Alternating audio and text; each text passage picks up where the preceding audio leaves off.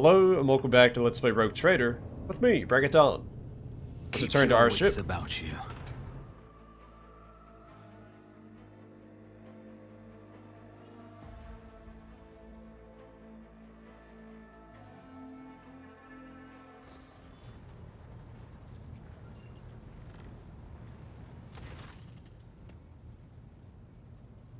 Congratulations on the mission completion, Rogue Trader. On behalf of the Adeptus Arbites, I extend my thanks for your cooperation.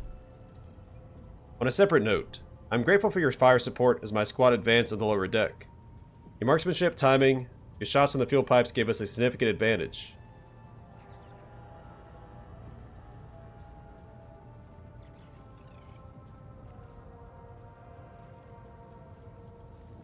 You and Glada would have managed without my help. Actually, I do believe that dog could have captured the ship all on its own. I doubt it. Cybermasters require commands. Either way, Harless is now yours as agreed.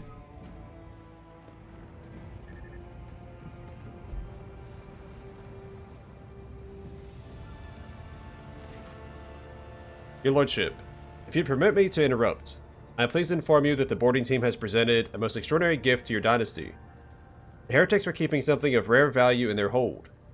Our engineers have completed all the necessary rituals of cleansing. This trophy is now all yours. We also discovered a large supply of provisions, weapons, and Xeno. The high factotum catches himself, having seemingly just remembered Solomorne's presence. And other valuables, which will be loaded into the flagship's holds with extreme assiduity. The ship itself is a most impressive acquisition for the dynasty also. All it requires is some light repair work. Generous rubs his hands together in anticipation. What would you have us do with it? You can present it to our trading partners. I'm confident that they would put it to good use. Alternatively, you could transfer some of your subjects to the Heartless, and use it to increase trade between your own worlds. A profitable option, to be sure. So I get 1,000 scrap.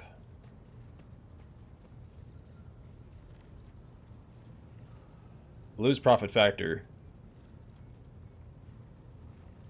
You have the Heartless repaired. Certainly. And what use did you have in mind for the ship afterward?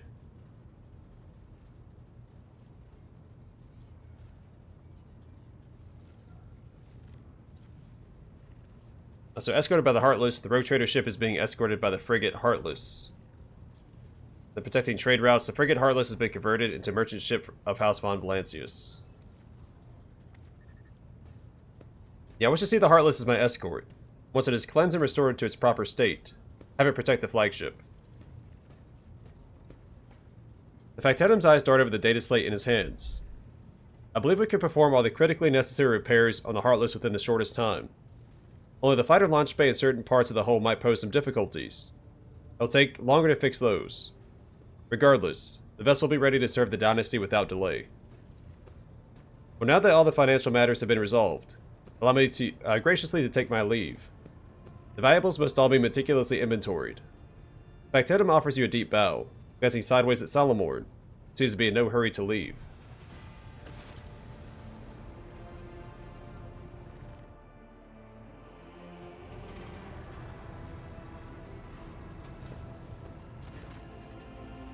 The arbitrator and his dog both watch as Janus leaves, then turn to you.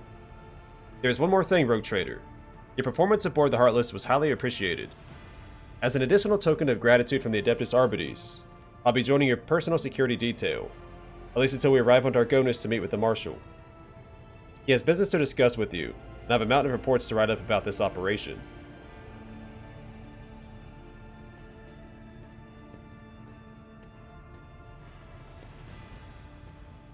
Assisting the Adeptus Arbites is the duty of every subject of the Imperium. I'll take you to Dargonus as soon as circumstances permit. Hope the circumstances arrive soon. The longer a journey, the longer the criminals remain outside the reach of the Emperor's justice.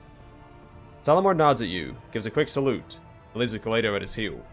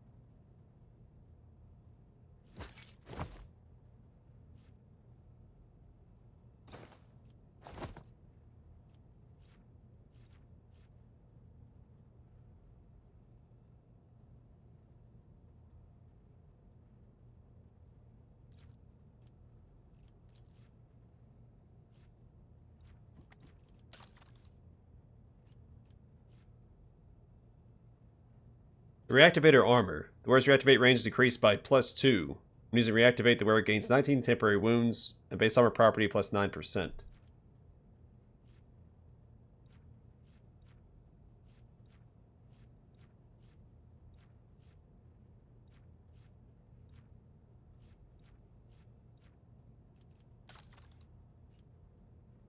Oh, well, he is fully equipped for right now.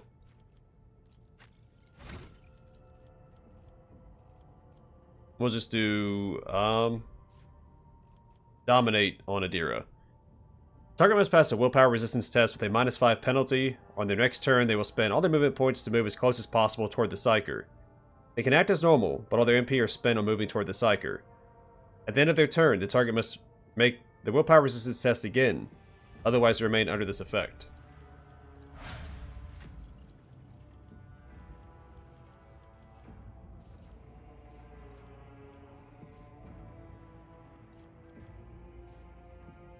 Yeah, Glimpse of Fate. The target gains 35% increased hit chance on their next attack, dodge on their next dodge test, and chance of success on their next resistance test. These bonuses disappear independently from each other after being successfully applied.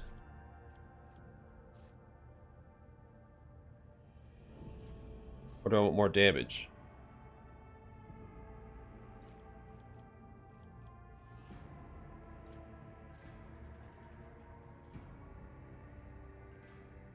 Oh wait, no, hold on. Let's do this one instead. Point of Curiosity. All enemies in a 6-cell radius... Well, hold on. Before I get too far ahead of myself. Let's do Immolate the Soul. Deals damage to all targets in line and inflicts a soul burn effect.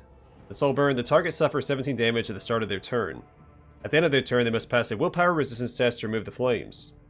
When burning, Psychers suffer additional damage every time they use psychic powers and demons, every time they attack or use psychic powers.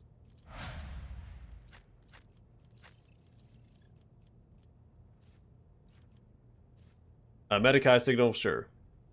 At the start of their turn, each ally in a 4-cell radius around the Servo Skull Swarm gains wounds, and a % chance to remove 1 injury. Does not affect unconscious allies.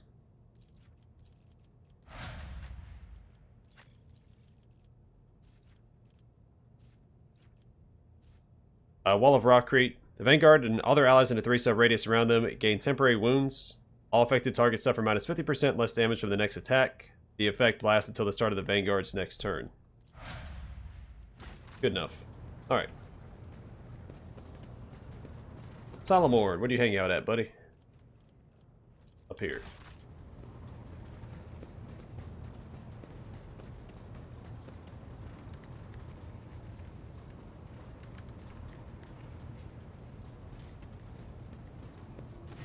Greetings, Rogue Trader. I would like to report that Glato and I have finished our initial inspection of the upper decks. The list of infractions ended up being 5 pages shorter than expected. I'm beginning to worry that a servant of the Lex might have little to occupy himself with aboard your ship. Solomorne stands with both his thumbs in his belt, looking around the bridge with assertive confidence. He gives you a casual nod as you approach. Am I imagining it, or do you seem relaxed? I doubt such a word could ever be accurately used to describe an arbitrator, but there is some truth to your observation. Since we're not in combat, I permit myself to stand at ease, which is to say, I'm standing by on full alert. Alright, make the hand signal for understood. Solomorne responds with an equally curt gesture, signaling his assent. Tell me about the Adeptus Arbites. We are servants of the God Emperor's law, made manifest in the Lex Imperialis. The Adeptus Arbites uphold order on the scale of the Imperium and bring merciless punishment to offenders. What types of crimes do you usually handle? The most significant ones. Beyond the Expanse, the Arbites not only enforce tithe collection, but also ensure that every planet obeys his law and that the Imperium's authority remains unchallenged. Corrupt governors, crime syndicates, rebels. Not a minute goes by without some parasite trying to take a bite out of the Imperium. We destroy any who dare trespass against the law. If you see someone trying to murder an innocent man whose life is irrelevant to maintaining order in the Imperium, simply walk on by. Unless said man's innocence has been previously established, such as during an investigation. In any other scenario, murder is just a common disturbance. My intervention is only required in the case of an attack on an administratum functionary or some other important figure. Then, I must take measures. However, if I have an assignment to carry out, I will ignore any distracting factors. The duties of the Arbites are above everyday crime. We collect the tithe that feeds the military might of the Imperium and sustains its authority over many worlds. To be bogged down in trivialities is to commit a criminal waste of time and resources that have been granted to us to serve the absolute of the law. Well, Raikad Minoris did fall on your watch. Your suggestion that I could have prevented the disappearance of a star sounds almost flattering. And yet, I never dodge responsibility. Let the Emperor, in the hour of his final judgment, determine the measure of my guilt in what happened. What about witches and arch-enemy cults? Those are indeed the greatest threat to the Imperium, and I never leave a heretic I meet without a bullet lodged inside him. But such matters are primarily handled by other forces, which are influential enough so as not to be mentioned out loud without a reason. I wish to ask you about something else. I am at your disposal. Just how far do the powers of the Adeptus Arbites extend? As you saw for yourself on Raikad Minoris, quite far. The Arbites passed the sentence and carried it out summarily. Only the highest echelons of Terra and servants of the Inquisition and rogue traders here in the Expanse can expect the privilege of a trial. Planetary governors, nobility, clergy, to an arbitrator, they are all equal before the law. Let us talk about the Lex Imperialis. I'm curious to know how you interpret its essence. Testing me, are you? That is fine by me. The Lex Imperialis is both a code of law and the word of the God Emperor himself. For millennia, his decrees have been amassed and preserved on Holy Terra, in the Hall of Judgment, alongside the High Lord's orders. It is at once a titanic collection of edicts and a holy text. But every word still has its own laws. It does. Your capital world operates under the Lex Dargonus, formed over many generations of the Von Valancius line. However, the Lex Imperialis is the final word in every debate. It stands above any legal directives a planet may have, for it comes from the Emperor himself. Just how flawless is your memory of the core statutes of the Lex Imperialis? Like any arbitrator, I know the Injuncto Cardinal to the letter. Not a day has passed when I didn't recite the sacred laws from beginning to end. They are carved into my memory as distinctly as they are into the walls of our precinct fortresses and the casings of our ammunition. I would sooner forget my own name than a single word of the Injuncto Cardinal. There's a reverence in your words that feels almost religious. As it should. The codes of the Lex Imperialis are my prayer, and I believe that every arbitrator's service is sacred, for it brings this imperfect reality closer to that inscribed in the Book of Judgment, closer to the God Emperor's will. Let's talk about something else. I'm listening. What is the mission of the Adeptus Arbites in the Kronos Expanse? To collect and guard the tithe. That does not mean we ignore other violations of the Lex Imperialis. We simply act within the scope of our limited resources, the first of which being our small numbers. Here in the Expanse, many believe themselves to be too far from the civilized parts of the Imperium to have need of the law.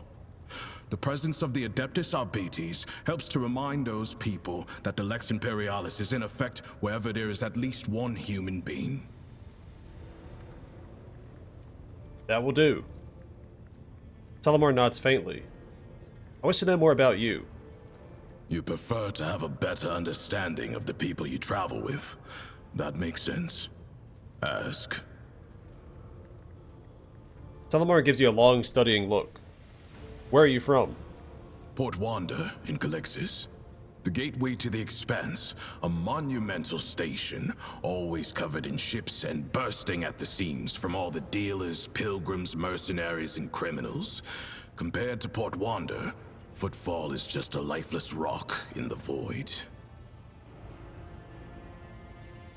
Where in the Kronos Expanse were you living prior to coming aboard my ship? On Dargonis, Lady Theodora gave the top level of one of the spires over to the Arbates. A noble house used to occupy it, before it decided to stick its hand into the dynasty's coffers. By offering us such prominent lodgings, your predecessor both reinforced her ties to the Arbates and made an unambiguous gesture toward the nobility. She was a shrewd woman and unforgiving. How did you find Dargonis? I must admit, I was pleasantly surprised. I'd expected something far less civilized, given that the Kronos Expanse is on the outskirts of the Imperium. Instead, Dargonis may even compare to some Calixian worlds in status and stability. How did you become an arbitrator? How? The short answer is the Schola Progenium.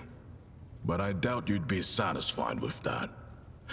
My father was an arbitrator, a good one, or else they wouldn't have found him in an alley filled with bullet holes.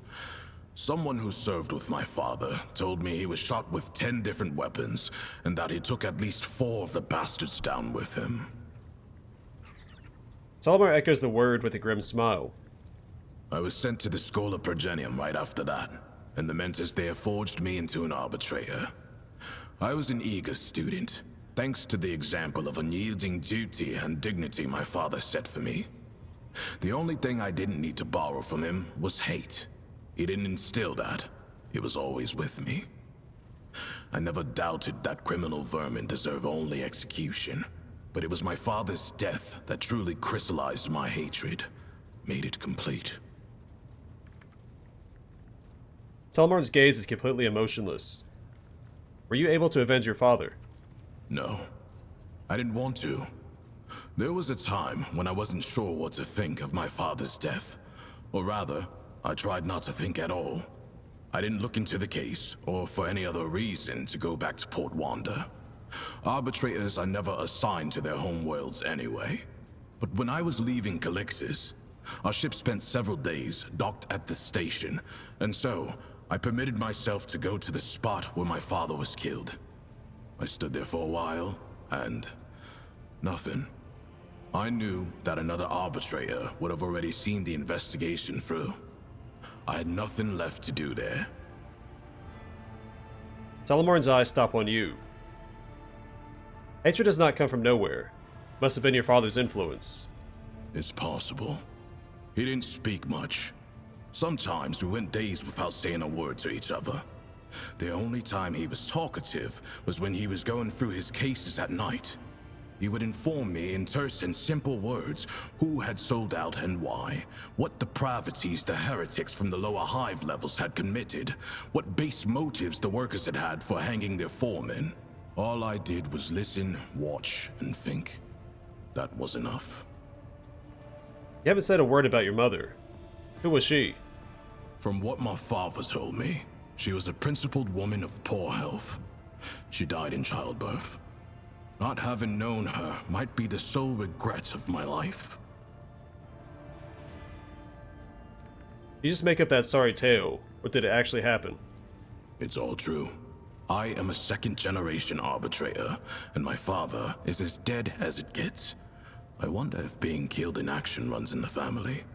I guess I should hold off until I have a kid.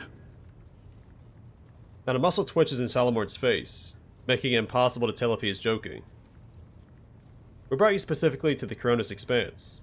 You should ask the Marshal. I got my assignment, and that is all I know. I assume it's due to my experience. Collecting tithes from worlds bordering on savagery, and where people haven't seen a living arbitrator in 3 generations, is a task best left to a veteran. A transfer here sounds more like a banishment to me. This isn't banishment. Otherwise, the same would apply to the Marshal and all other arbitrators in the Kronos Expanse. We are here because the Imperium needs its tithe, and that's all there is to it. What kinds of assignments did you handle before you were appointed to overseeing tithe cases? I suppose I have what you would call a proven and diverse track record. Investigations, rebel suppressions, punitive raids, dozens of completed operations. Solomorne concludes dryly, without any hint of pride. Have you been on any especially dangerous cases? I'd like to hear about your accomplishments. There was this one time. I was part of a raid on a gang of mutants. I excelled in battle, received an award, and was promoted to Proctor. That is all. Solomorne pauses.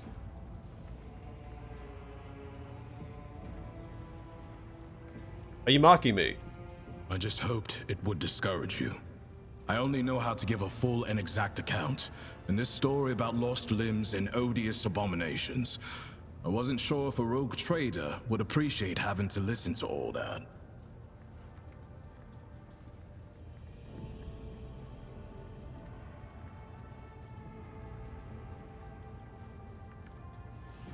I'm the kind of rogue trader who likes to hear all the gory details. Tell me everything. Very well. Have you ever been eaten alive? I have. He raises his metal hand and slowly clenches it into a fist. That raid I mentioned was compromised. The enemy had been tipped off to our operation, and we had walked into a trap. Some mutants decided to chew my arm off. That was a mistake.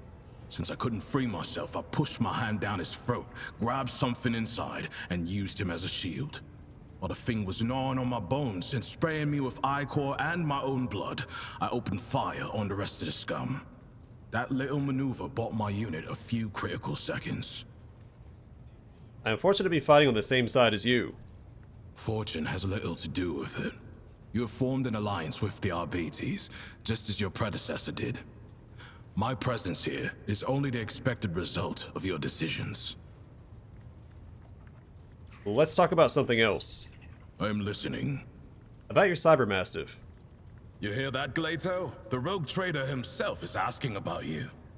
Solomorne's stony expression becomes slightly more animated. Why did you call him Glato? His serial number is GL80. Glato is easier to say in Gothic. Many give their cyber mastiffs striking names like Slayer or Thunder. I'm fine with Glato. What can your dog do? He mostly provides combat support. He is trained in both lethal and non-lethal ways of disabling a target, with the ability to analyze a situation and then decide on a course of action. Glato is a good tracker too, and he can spot basic evidence. He also knows over 100 commands. In general, he is more resourceful and diligent than most people I've met. Solomorne pauses, looking pensively at the cyber mastiff sitting at attention. What about his augmetics? Glato, ready! The frame is mostly metal, with armored plates covering the vital segments. The jaw is reinforced. Crunching a leg off is like tearing a hair out for him. Cyber mastiff promptly stands up, and Solomorne starts pointing out the different parts of the dog's body. He turns Glato's head to give you a better view of the fangs, as if their terrifying size was not apparent to the naked eye. I don't even know a tenth of all the things Glato is fitted with, but it's an impressive list to be sure. Take the sensors in his nose for one. A cyber mastiff is like an odor analysis laboratory. Alright, that's that. Glato, attention. Solomorne ruffles the dog's hair, staring straight into its eyes. He pats Glato on the back. What commands does he know? They range from kill and guard and the like, to more complex guard and patrol protocols.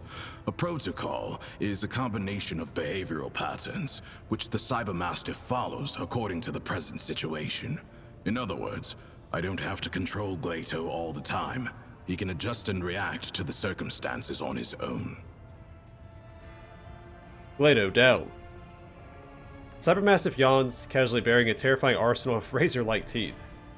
You know as well as I do, there is no point in having such a command, as it would put the cyber mastiff in a position that makes it harder to attack the enemy. Or are you testing his augmetics? Well, regardless, Glato is behaving as he should by ignoring someone else's order. That will do. As you wish. Is Glato fully servitorized, or some part of him still a living dog? Generally, cyber mastiffs have all aspects of their animal nature removed, but Glato is a special case. His submodel takes a dog's loyalty and instincts as a hunter and guard, and renders them absolute. He is neither a dog nor a servitor. He is something much more. A cyber mastiff, a living weapon in service of the law. You cannot shake the feeling that your question has offended Solomorne somehow. There's a certain vehemence in the way he describes Glato's outstanding qualities. You talk about him as if he were a tool. You do not feel attached to your dog at all. Glato is not a pet. He is an instrument of justice, as am I.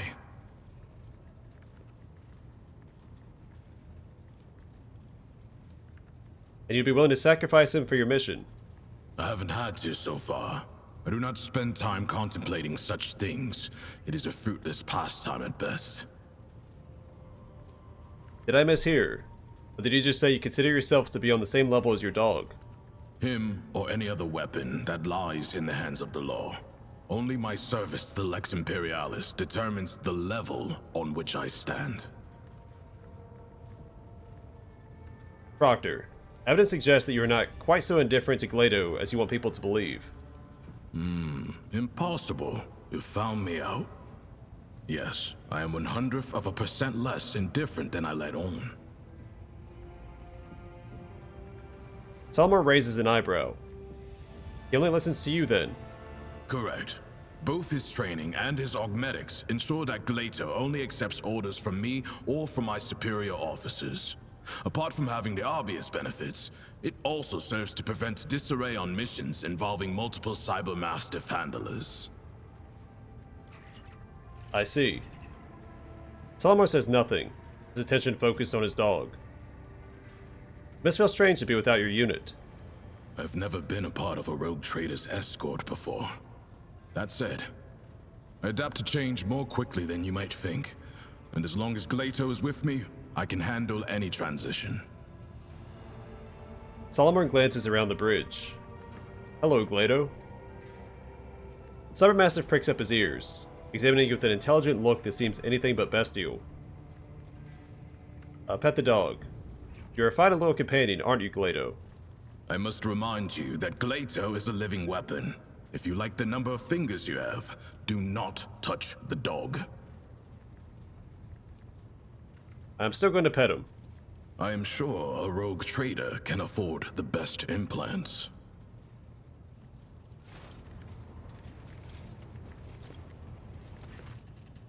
The sickening crunch is soon followed by a searing pain, and yet the huge teeth threatening to take your whole limb off sink only briefly into your flesh. Despite the copious amounts of blood, your hand remains in place. Glato, couldn't you honor the rogue trader with a lighter bite? Well, you shouldn't blame him. That was a standard warning ode, and pretty clean too. You will only need a dozen stitches. Solomorne frowns. Smile through the pain. Good boy, Glato. Did you hear that, Glato? It's not often you receive praise from a rogue trader. Speak! Let's say Glato has expressed his respect and apologized. The Cybermastiff lets out a thunderous bark. Give the dog a piece of dried meat. Here you go, Glato. Glato looks at the treat with indifference. Glato is not a house pet rogue trader.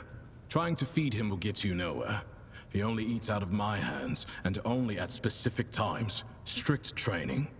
It protects the cyber mastiff against deliberate poisoning and other ill intents. Basically, don't waste your time or your meat. Does Glato have a favorite type of training or some other pastime of choice? Sometimes I let him play with heretics' corpses. That was a joke.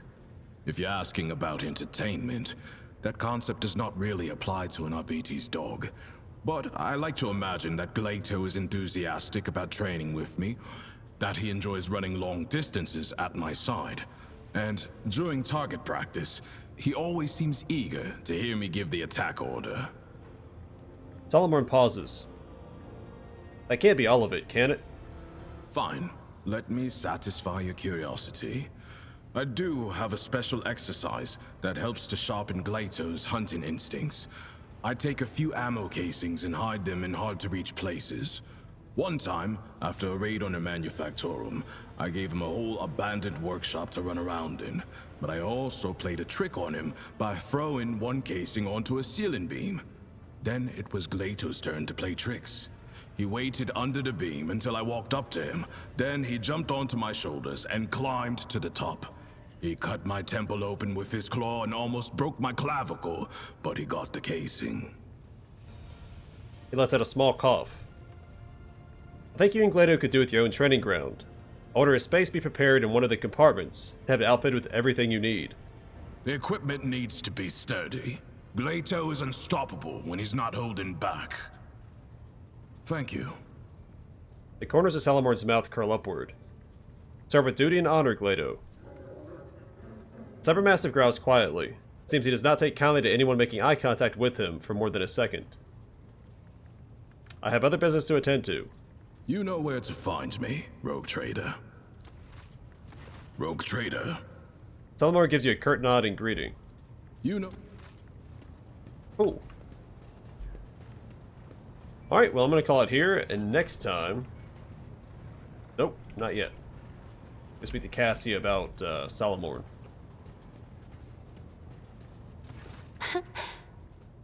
Words cannot describe how boring the bridge is without our stimulating conversations.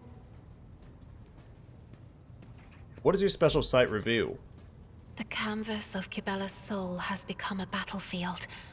I see sparks of acid green doubt giving rise to new shades of regret, pride, and cruelty.